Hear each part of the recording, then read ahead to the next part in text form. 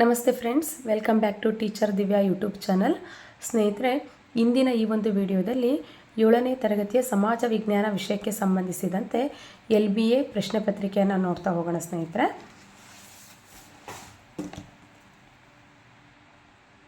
ಇಲ್ಲಿ ನೋಡಿ, ಆಲ್ರೆಡಿ ನಾವೀಗ ಜೂನಲ್ಲಿ ಸೇತು ಬಂದ ಆದರೂ ಕೂಡ ಜಗತ್ತಿನ ಪ್ರಮುಖ ಘಟನೆಗಳು, ನೆಕ್ಸ್ಟು ಶಾಸಕಾಂಗ, ಕಾರ್ಯಾಂಗ, ನ್ಯಾಯಾಂಗ ಪರಿಭಾಷೆಗಳ ಪರಿಚಯ, ಅದರ ನೆಕ್ಸ್ಟು ಜಿಯೋಗ್ರಫಿಲಿ ಭಾರತದ ಪ್ರಾಕೃತಿಕ ವಿಭಾಗಗಳು, ಈ 3 ಅಧ್ಯಯನಗಳನ್ನು ನಾವು ಜೂನಲ್ಲಿ ಸಿಲೆಬಸ್ಸು ಮುಗಿಸ್ಕೊಂಡು LBA ಘಟಕ ಪರೀಕ್ಷೆಯನ್ನು ಮಾಡಬೇಕಾಗಿರುತ್ತೆ.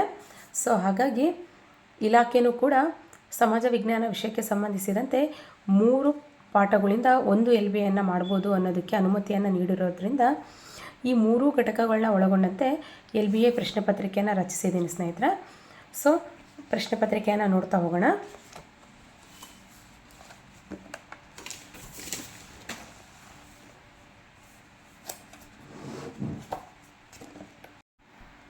ಇಲ್ಲಿ ನೋಡಿ, 7ನೇ ತರಗತಿ ಸಮಾಜ ವಿಜ್ಞಾನ LBA 1 ಪಾಠ ಆಧಾರಿತ ಮೌಲ್ಯಾಂಕನ. ಈ ಒಂದು LBAಗೆ ನಾನು ಪರಿಗಣಿಸಿರುವಂಥ ಲೆಸನ್ಗಳನ್ನ ಈಗಾಗಲೇ ನಾನು ಹೇಳಿದ್ದೀನಿ. ಒಂದು, ಜಗತ್ತಿನ ಪ್ರಮುಖ ಘಟನೆಗಳು, ನೆಕ್ಸ್ಟು ಶಾಸಕಾಂಗ, ಕಾರ್ಯಾಂಗ ಮತ್ತು ನ್ಯಾಯಾಂಗ ಪರಿಭಾಷೆಗಳ ಪರಿಚಯ, ನೆಕ್ಸ್ಟು ಭಾರತದ ಪ್ರಾಕೃತಿಕ ವಿಭಾಗಗಳು. ಪ್ರಶ್ನೆ ನೋಡ್ತಾ ಹೋಗೋಣ. ಫಸ್ಟ್ ಮೇನು, ಕೆಳಗಿನ ಪ್ರಶ್ನೆಗಳಿಗೆ ಕೊಟ್ಟಿರುವ ಆಯ್ಕೆಗಳಲ್ಲಿ ಸರಿಯಾದ ಉತ್ತರವನ್ನು ಆಯ್ಕೆ ಮಾಡಿರಿ. 5 ಪ್ರಶ್ನೆ, 1 ಅಂಕ, ಟೋಟಲ್ 5 ಮಾರ್ಕ್ಸು. ಪ್ರಶ್ನೆ 1, ಕ್ರೈಸ್ತ ಧರ್ಮದ ಪರಮ ಗುರುಗಳನ್ನು ಹೀಗೆಂದು ಕರೆಯುತ್ತಾರೆ. ಆಪ್ಷನ್ಸು: ಖಲೀಫರು, ಪೋಪರು, ಮಹಮ್ಮದರು, ಪಾದ್ರಿಗಳು. ಪ್ರಶ್ನೆ 2, ಭಾರತದ ಶಾಸಕಾಂಗದ ಹೆಸರು. A national assembly, B Knessets, C ಸಂಸತ್ತು, ಡಿ ಮಜ್ಲಿಸ್. ಪ್ರಶ್ನೆ 3, ಚೆಂಗಿಸ್ ಖಾನ್ನ ಮೊಮ್ಮಗನ ಹೆಸರು ಇದಾಗಿದೆ. A Timur, B Kublai Khan, C Babur, D Mao Tse tung. ಪ್ರಶ್ನೆ 4, ಭಾರತ ದೇಶ ಭೂಗ್ರಹದ ಈ ಗೋಳಾರ್ಧದಲ್ಲಿದೆ. ಆಪ್ಷನ್ಸ್: ಎ ಉತ್ತರ ಗೋಳಾರ್ಧ, ಬಿ ದಕ್ಷಿಣ ಗೋಳಾರ್ಧ, ಸಿ ಪೂರ್ವ ಗೋಳಾರ್ಧ, ಡಿ ಪಶ್ಚಿಮ ಗೋಳಾರ್ಧ. ಪ್ರಶ್ನೆ 5, ಭಾರತದ ಸುತ್ತಲಿರುವ ಅಂಶಗಳನ್ನು ಹೊಂದಿಸಿ ಬರೆಯಿರಿ. ಪೂರ್ವಕ್ಕೆ ಹಿಂದೂ ಮಹಾಸಾಗರ, ಪಶ್ಚಿಮಕ್ಕೆ ಬಂಗಾಳ ಕೊಲ್ಲಿ, ದಕ್ಷಿಣಕ್ಕೆ ಹಿಮಾಲಯ ಪರ್ವತ, ಉತ್ತರಕ್ಕೆ ಅರಬ್ಬಿ ಸಮುದ್ರ ಅಂತ ಕೊಟ್ಟಿದೆ. ಇದರಲ್ಲಿ ಯಾವುದಕ್ಕೆ ಯಾವ್ದು ಮ್ಯಾಚ್ ಆಗುತ್ತೆ, ಹೋಲಿಕೆ ಯಾವುದಕ್ಕೆ ಯಾವ್ದು ಬರುತ್ತೆ ಅನ್ನೋದನ್ನು ಈ 4ರಲ್ಲಿ ಒಂದನ್ನು ಆಯ್ಕೆ ಮಾಡಬೇಕಾಗಿರುತ್ತೆ. ನೆಕ್ಸ್ಟ್ ಮೇನು, ಸೆಕೆಂಡ್ ಮೇನ್, ಕೆಳಗಿನ ಬಿಟ್ಟ ಸ್ಥಳಗಳನ್ನು ಸೂಕ್ತ ಪದಗಳಿಂದ ತುಂಬಿರಿ. 5 ಪ್ರಶ್ನೆ, ಪ್ರತಿಯೊಂದಕ್ಕೂ 1 ಅಂಕ, ಟೋಟಲ್ ಆಗಿ 5 ಅಂಕ. ಪ್ರಶ್ನೆ 6, ಭಾರತದ ಶಾಸಕಾಂಗವು ಡ್ಯಾಶ್ ಸದನದ ಶಾಸಕಾಂಗವಾಗಿದೆ. ಪ್ರಶ್ನೆ 7, ಮಹಮ್ಮದ್ ಉತ್ತರಾಧಿಕಾರಿಗಳನ್ನು ಡ್ಯಾಶ್ ಎನ್ನುವರು. ಪ್ರಶ್ನೆ 8, ಹಕ್ಕುಗಳ ರಕ್ಷಕ ಎಂದು ಡ್ಯಾಶ್ ಅನ್ನು ಕರೆಯುತ್ತಾರೆ. ಪ್ರಶ್ನೆ 9, ಇಟಲಿಯ ರೋಮ್ ನಗರದಲ್ಲಿ ಇರುವ ಪ್ರಸಿದ್ಧ ಚರ್ಚ್ ಡ್ಯಾಶ್.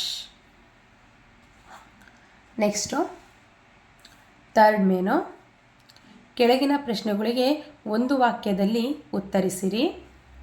ಪ್ರಶ್ನೆ 10, ಟರ್ಕರ ಮೂಲಸ್ಥಾನ ಯಾವುದು? ಪ್ರಶ್ನೆ 11, ಕರ್ನಾಟಕದ ಹೆಬ್ಬಾಗಿಲು ಎಂದು ಕರೆಯಲ್ಪಡುವ ಬಂದರು ಯಾವುದು? ಪ್ರಶ್ನೆ 12, ಶಾಸಕಾಂಗ ಎಂದರೇನು? ಪ್ರಶ್ನೆ 13, ಮಹಮ್ಮದ್ ಪೈಗಂಬರಿಗೆ ಯಾವ ಗುಹೆಯಲ್ಲಿ ಪ್ರಾರ್ಥನೆ ಮತ್ತು ಧ್ಯಾನ ಮಾಡುವಾಗ ಪ್ರವಾದಿತ್ವ ದೊರೆಯಿತು? ಪ್ರಶ್ನೆ 14, ಭಾರತದ ಮಧ್ಯಭಾಗದಲ್ಲಿ ಹಾದು ಹೋಗಿರುವ ಪ್ರಮುಖ ರೇಖಾಂಶ ಯಾವುದು?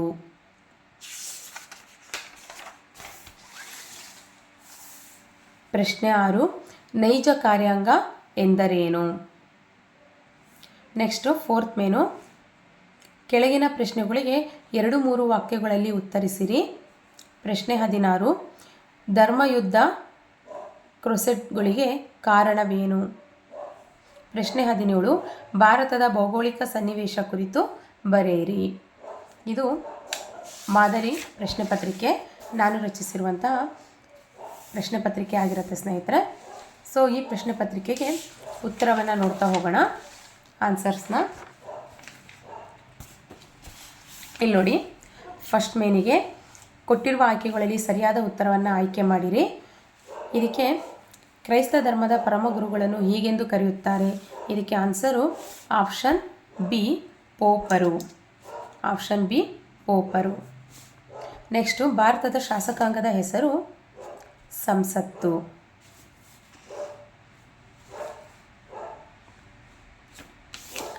ನೆಕ್ಸ್ಟು, ಚೆಂಗಿಸ್ ಖಾನ್ನ ಮೊಮ್ಮಗನ ಹೆಸರು ಇದಾಗಿದೆ, ಕುಬ್ಲೈ ಖಾನ್. ಪ್ರಶ್ನೆ 4, ಭಾರತ ದೇಶ ಭೂಗ್ರಹದ ಈ ಗೋಳಾರ್ಧದಲ್ಲಿದೆ. ಉತ್ತರ ಗೋಳಾರ್ಧ. 5ನೇ ಪ್ರಶ್ನೆ, ಭಾರತದ ಸುತ್ತಲಿರುವ ಅಂಶಗಳನ್ನು ಹೊಂದಿಸಿ ಬರೆಯಿರಿ. ಇದಕ್ಕೆ ಆಪ್ಷನ್ ಡಿ ಸರಿಯಾಗಿದೆ. ಪೂರ್ವಕ್ಕೆ ಬಂಗಾಳ ಕೊಳ್ಳಿ, ಪಶ್ಚಿಮಕ್ಕೆ ಅರಬ್ಬಿ ಸಮುದ್ರ, ದಕ್ಷಿಣಕ್ಕೆ ಹಿಂದೂ ಮಹಾಸಾಗರ, ಉತ್ತರಕ್ಕೆ ಹಿಮಾಲಯ ಪರ್ವತ. ನೆಕ್ಸ್ಟು, ಕೆಳಗಿನ ಬಿಟ್ಟ ಸ್ಥಳಗಳನ್ನು ಸೂಕ್ತ ಪದಗಳಿಂದ ತುಂಬಿರಿ. ಭಾರತದ ಶಾಸಕಾಂಗವು ಡ್ಯಾಶ್ ಸದನ ಶಾಸಕಾಂಗವಾಗಿದೆ. ಇದಕ್ಕೆ ಉತ್ತರ ದ್ವಿಸದನ ಶಾಸಕಾಂಗವಾಗಿದೆ. ನೆಕ್ಸ್ಟು, ಮಹಮ್ಮದ್ ಉತ್ತರಾಧಿಕಾರಿಗಳನ್ನು ಡ್ಯಾಶ್ ಎನ್ನುವರು. ಮಹಮ್ಮದ್ ಉತ್ತರಾಧಿಕಾರಿಗಳನ್ನು ಖಲೀಫ್. ಹಕ್ಕುಗಳ ರಕ್ಷಕ ಎಂದು ಯಾರನ್ನು ಕರೆಯುತ್ತಾರೆ? ನ್ಯಾಯಾಂಗ. ಹಕ್ಕುಗಳ ರಕ್ಷಕ ಯಾವಾಗಲೂ ನ್ಯಾಯಾಂಗ. ನೆಕ್ಸ್ಟು, ಇಟಲಿಯ ರೋಮ್ ನಗರದಲ್ಲಿ ಇರುವ ಪ್ರಸಿದ್ಧ ಚರ್ಚ್ ಕ್ಯಾಥೋಲಿಕ್ ಚರ್ಚ್. ನೆಕ್ಸ್ಟು, ಕೆಳಗಿನ ಪ್ರಶ್ನೆಗಳಿಗೆ ಒಂದು ವಾಕ್ಯದಲ್ಲಿ ಉತ್ತರಿಸಿರಿ. ಟರ್ಕರ ಮೂಲ ಸ್ಥಾನ ಯಾವುದು ಅಂತಿದೆ. ಇದಕ್ಕೆ ಉತ್ತರವನ್ನು ನೋಡೋದಾದರೆ, ಟರ್ಕರ ಮೂಲ ಸ್ಥಾನ ಮಧ್ಯ ಏಷ್ಯಾದ ತುರ್ಕಿಸ್ತಾನ್. ನೆಕ್ಸ್ಟ್ ಪ್ರಶ್ನೆ, ಕರ್ನಾಟಕದ ಹೆಬ್ಬಾಗಿಲು ಎಂದು ಕರೆಯಲ್ಪಡುವ ಬಂದರು ಯಾವುದು? ಕರ್ನಾಟಕದ ಹೆಬ್ಬಾಗಿಲು ಎಂದು ಕರೆಯಲ್ಪಡುವ ಬಂದರು ನವಮಂಗಳೂರು ಬಂದರು. ನೆಕ್ಸ್ಟು, ಶಾಸಕಾಂಗ ಎಂದರೇನು? ರಾಷ್ಟ್ರಕ್ಕೆ ಬೇಕಾದ ಶಾಸನ ಅಥವಾ ಕಾನೂನುಗಳನ್ನು ರಚಿಸುವ ಸರ್ಕಾರದ ಅಂಗವೇ ಶಾಸಕಾಂಗ. ಪ್ರಶ್ನೆ 13, ಮಹಮ್ಮದ್ ಪೈಗಂಬರರಿಗೆ ಯಾವ ಗುಹೆಯಲ್ಲಿ ಪ್ರಾರ್ಥನೆ ಮತ್ತು ಧ್ಯಾನ ಮಾಡುವಾಗ ಪ್ರವಾದಿತ್ವ ದೊರೆಯಿತು? ಉತ್ತರ, ಮಹಮ್ಮದ್ ಪೈಗಂಬರರಿಗೆ ಹೀರಾ ಗುಹೆಯಲ್ಲಿ ಪ್ರಾರ್ಥನೆ ಮತ್ತು ಧ್ಯಾನ ಮಾಡುವಾಗ ಪ್ರವಾದಿತ್ವ ದೊರೆಯಿತು. ಆನ್ಸರ್ ಹೀರಾ. ನೆಕ್ಸ್ಟು, ಭಾರತದ ಮಧ್ಯಭಾಗದಲ್ಲಿ ಹಾದು ಹೋಗಿರುವ ಪ್ರಮುಖ ರೇಖಾಂಶ ಯಾವುದು? ಭಾರತದ ಮಧ್ಯಭಾಗದಲ್ಲಿ ಹಾದು ಹೋಗಿರುವ ಪ್ರಮುಖ ರೇಖಾಂಶ 82.5 ಡಿಗ್ರಿ ಪೂರ್ವ ರೇಖಾಂಶ. ನೆಕ್ಸ್ಟ್ ಪ್ರಶ್ನೆ 15, ನೈಜ ಕಾರ್ಯಾಂಗ ಎಂದರೇನು? ಉತ್ತರ, ಕಾರ್ಯಾಂಗದ ಮುಖ್ಯಸ್ಥನಾದ ಪ್ರಧಾನಮಂತ್ರಿ ಹಾಗೂ ಆತನ ಮಂತ್ರಿಮಂಡಲವು ನೈಜ ಅಧಿಕಾರವನ್ನು ಚಲಾಯಿಸುವ ಪದ್ಧತಿಯೇ ನೈಜ ಕಾರ್ಯಾಂಗ. ಅಥವಾ ಇನ್ನೊಂದು ರೀತಿಯೂ ಬರಿಬೋದು, ಕಾರ್ಯಾಂಗದ ಮುಖ್ಯಸ್ಥನಾದ ಅಧಿಕಾರಿಯು ವಾಸ್ತವವಾಗಿ ನೈಜ ಅಧಿಕಾರವನ್ನು ಚಲಾಯಿಸುವ ಪದ್ಧತಿಯೇ ನೈಜ ಕಾರ್ಯಾಂಗ. ಅಂದರೆ ಕಾರ್ಯಾಂಗದ ಮುಖ್ಯಸ್ಥನಾದ ಅಧಿಕಾರಿಗಳು ವಾಸ್ತವವಾಗಿ ನೈಜ ಅಧಿಕಾರವನ್ನು ಚಲಾಯಿಸುವ ಪದ್ಧತಿಯೇ ನೈಜ ಕಾರ್ಯಾಂಗನೂ ಆಗುತ್ತೆ. ಅಥವಾ ಕಾರ್ಯಾಂಗದ ಮುಖ್ಯಸ್ಥನಾದ ಪ್ರಧಾನಮಂತ್ರಿ ಹಾಗೂ ಆತನ ಮಂತ್ರಿಮಂಡಲವು ನೈಜ ಅಧಿಕಾರವನ್ನು ಚಲಾಯಿಸುವ ಪದ್ಧತಿಯೇ ನೈಜ ಕಾರ್ಯಾಂಗ. ನೆಕ್ಸ್ಟು, 4th ಮೇನು, ಕೆಳಗಿನ ಪ್ರಶ್ನೆಗಳಿಗೆ 2-3 ವಾಕ್ಯಗಳಲ್ಲಿ ಉತ್ತರಿಸಿರಿ. ಪ್ರಶ್ನೆ 16, ಧರ್ಮಯುದ್ಧಗಳಿಗೆ ಕಾರಣವೇನು? ಉತ್ತರವನ್ನು ನೋಡ್ತಾ ಹೋಗೋಣ. ಪ್ಯಾಲೆಸ್ಟೈನ್ ಆಟೋಮನ್ ಟರ್ಕರ ವಶದಲ್ಲಿದ್ದರೂ ಕ್ರೈಸ್ತರು ಬಹುಕಾಲದಿಂದ ಅಲ್ಲಿಗೆ ಯಾತ್ರೆಗಾಗಿ ಹೋಗಿ ಬರುತ್ತಿದ್ದರು. ಟರ್ಕರು ಜೆರುಸಲಂ ಯಾತ್ರಿಗಳ ಮೇಲೆ ನಿಷೇಧ ಹೇರಿದ್ದು ಈ ಯುದ್ಧಗಳಿಗೆ ಮೂಲ ಕಾರಣವಾಗಿತ್ತು. ಏನಾದರೂ 1 ಮಾರ್ಕ್ಸ್ ಸಿಗಿತ್ತು ಕ್ವಶನ್ ಅಂದರೆ ಟರ್ಕರು ಜೆರುಸಲಂ ಯಾತ್ರಿಗಳ ಮೇಲೆ ಹೇರಿದ್ದ ನಿಷೇಧ ಈ ಯುದ್ಧಗಳಿಗೆ ಮೂಲ ಕಾರಣವಾಗಿತ್ತು ಅಂತಲೂ ಕೂಡ ಬರಿಬೋದು. ನೆಕ್ಸ್ಟ್ ಪ್ರಶ್ನೆ 17. ಭಾರತದ ಭೌಗೋಳಿಕ ಸನ್ನಿವೇಶ ಕುರಿತು ಬರೆಯಿರಿ. ಉತ್ತರ: ಭಾರತವು ಸಂಪೂರ್ಣವಾಗಿ ಉತ್ತರ ಗೋಳಾರ್ಧದಲ್ಲಿದೆ. ಇದೊಂದು ದಕ್ಷಿಣ ಏಷ್ಯಾದ ಪರ್ಯಾಯ ದ್ವೀಪ. ಭಾರತವು ವಿಸ್ತೀರ್ಣದಲ್ಲಿ 7ನೇ ಹಾಗೂ 2ನೇ ಜನಭರಿತ ರಾಷ್ಟ್ರವಾಗಿದೆ. ಸೊ ಇಲ್ಲೊಂದು ಪಾಯಿಂಟ್ ಮಾಡ್ಬೋದು. ಭಾರತವು ಸಂಪೂರ್ಣವಾಗಿ ಉತ್ತರ ಗೋಳಾರ್ಧದಲ್ಲಿದೆ. ಇದೊಂದು ದಕ್ಷಿಣ ಏಷ್ಯಾದ ಪರ್ಯಾಯ ದ್ವೀಪ. ನೆಕ್ಸ್ಟು 3rd ಪಾಯಿಂಟ್, ಭಾರತವು ವಿಸ್ತೀರ್ಣದಲ್ಲಿ 7ನೇ ದೊಡ್ಡ ದೇಶವಾಗಿದೆ. ನೆಕ್ಸ್ಟು 2ನೇ ಜನಭರಿತ ರಾಷ್ಟ್ರವಾಗಿದೆ. 2ನೇ ಜನಭರಿತ ರಾಷ್ಟ್ರವಾಗಿದೆ. ಸೊ ಸ್ನೇಹಿತರೆ, ಇದು ಸಮಾಜ ವಿಜ್ಞಾನ ವಿಷಯಕ್ಕೆ ಸಂಬಂಧಿಸಿದಂತಹ 3 ಘಟಕಗಳನ್ನ ಒಳಗೊಂಡಿರುವ ಪಾಠ ಆಧಾರಿತ ಮೌಲ್ಯಾಂಕನದ ಪ್ರಶ್ನೆ ಪತ್ರಿಕೆ ಹಾಗೂ ಉತ್ತರವನ್ನು ನೋಡ್ತಾ ಹೋಗಿದ್ದೀವಿ ಸ್ನೇಹಿತರೆ. ಸೊ ಈ ಒಂದು ವಿಡಿಯೋ ಇಷ್ಟವಾಗಿದ್ದರೆ, ಹೇಳಿರುವಂಥ ಮಾಹಿತಿಯಿಂದ ಏನಾದರೂ ಸ್ವಲ್ಪ ಹೆಲ್ಪ್ ಆಗಿದೆ, ಸಹಾಯವಾಗಿದೆ ಅಂತ ಅನಿಸಿದರೆ ದಯವಿಟ್ಟು ಈ ಒಂದು ಚಾನಲನ್ನು ಯಾರು ಸಬ್ಸ್ಕ್ರೈಬ್ ಮಾಡ್ಕೊಳ್ಳದೆ ನೋಡ್ತಿದ್ದೀರಿ ಸಬ್ಸ್ಕ್ರೈಬ್ ಮಾಡ್ಕೊಳ್ಳಿ ಸ್ನೇಹಿತರೆ. ಹಾಗೆ ಲೈಕ್ ಕೊಡೋದನ್ನು ಕೂಡ ಮರಿಬೇಡಿ. ಧನ್ಯವಾದಗಳು.